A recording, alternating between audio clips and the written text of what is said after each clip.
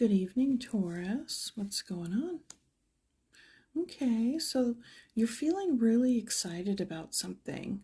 You have a lot of determination and drive, something you want to pursue, you want to bring up and out of yourself and really go for it, okay?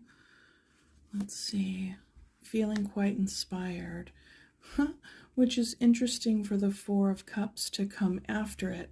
The way that I read this energy is that this Knight of Wands is being kicked into high gear because you may have been feeling this for quite some time.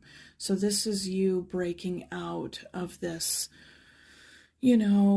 stagnant energy, maybe even just kind of like dissatisfied, just really dissatisfied, bored, bummed, not really seeing any like excitement or anything good coming your way. And a lot of times if we spend too much time in this energy, we can forget about that, go-getter side of ourselves, the one that's passionate and driven and inspired and, virile. So there's that.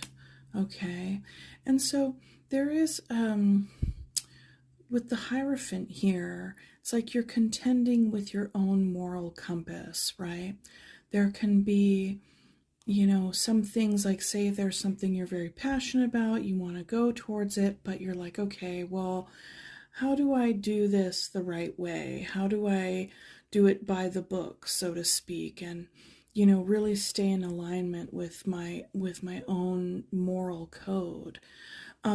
You could even, another way to read this energy is that, if you've had time feeling like this, it could be an invitation from Spirit to get in touch with a mentor or a teacher or a guide or even a therapist to, work some of this stuff out.